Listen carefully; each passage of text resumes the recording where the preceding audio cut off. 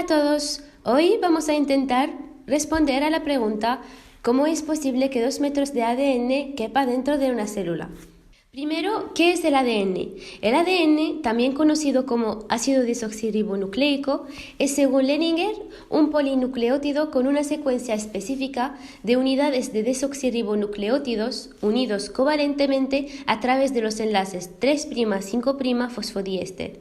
Sirve como portador de información genética. Pero, ¿qué significa esto exactamente? Para ponerlo en términos más simples, el ADN es lo que contiene tus células, específicamente en el núcleo o las mitocondrias, y que lleva toda tu información genética. Está formado por muchos nucleótidos que se mantienen unidos para formar una cadena polinucleotídica. Utilizamos la palabra polinucleotídica porque hay varios tipos de nucleótidos. Ahora, ¿qué es un nucleótido? De nuevo, la definición oficial del libro dice que es un nucleósido fosforilado en uno de sus grupos hidroxilo de pentosa. Vamos a ver la composición de un nucleótido. Tiene 3 subunidades moleculares.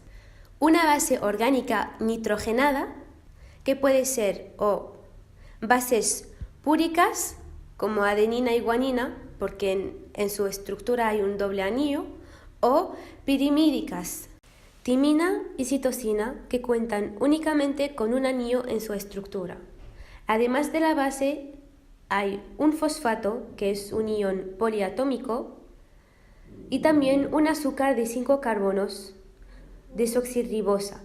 De ahí es de donde viene la letra D en el ADN. Las 3 subunidades son unidas por diferentes enlaces. El primero entre la base nitrogenada y el azúcar, un enlace N-glucosídico, y un enlace fosfodiéster entre el fosfato y el azúcar. Llaman a la base y al azúcar sin el fosfato un nucleósido, y con el fosfato se convierte en un nucleótido. Ahora sabemos por qué el ADN se llama ácido desoxirribonucleico. ¿Cuál es la estructura del ADN? Vamos a descubrir la macroestructura del ADN. Esas cadenas de polinucleótidos se conectan entre sí para formar una estructura de hélice alfa que tiene la forma de una escalera en espiral dextrógira. Tenemos 4 bases nitrogenadas, que son los peldaños, y la desoxirribosa y el fosfato como los lados. Estas bases tienen emparejamientos estrictos.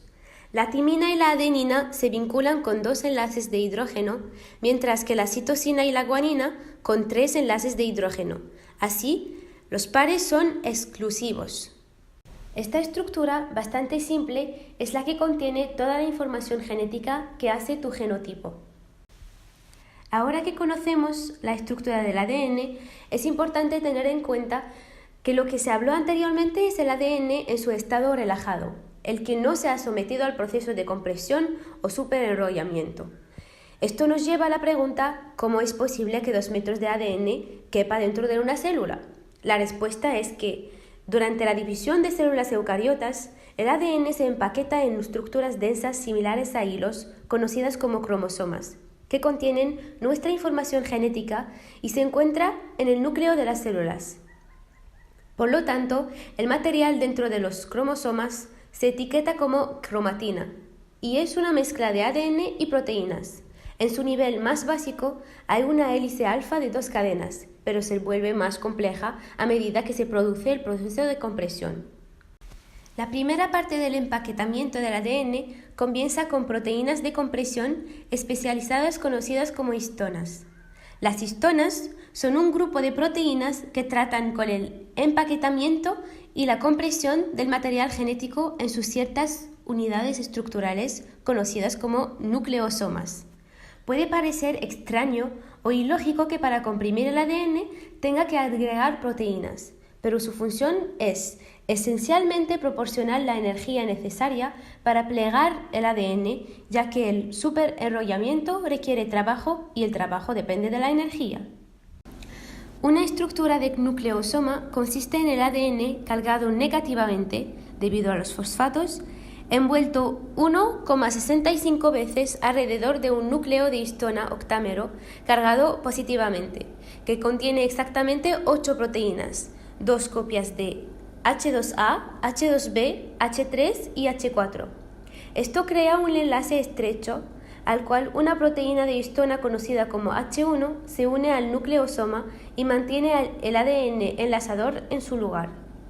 La adición de H1 cambia el término de la estructura al cromatosoma. Esta estructura también se conoce coloquialmente como cuentas en una cuerda, porque así es como se ve. El conjunto de cromosomas forma un filamento de aspecto de rosario o collar de perlas de unos 11 nanómetros que solo es visible cuando extracto nuclear que se observa ha sido sometido a condiciones de fuerza iónica muy baja. Los cromosomas luego se pliegan para formar una fibra de aproximadamente 30 nanómetros de ancho. Esta fibra luego pasa a formar ciertos bucles que promedian unos 300 nanómetros de longitud. Estos bucles continúan y se comprimen y se pliegan aún más en una fibra que tiene aproximadamente 250 nanómetros de ancho y 700 nanómetros de longitud. El resultado final es que el ADN finalmente se encuentra estrechamente integrado en las estructuras familiares que podemos ver bajo un microscopio. Sin embargo, los cromosomas no siempre están presentes, ya que se forman solo cuando las células se están dividiendo.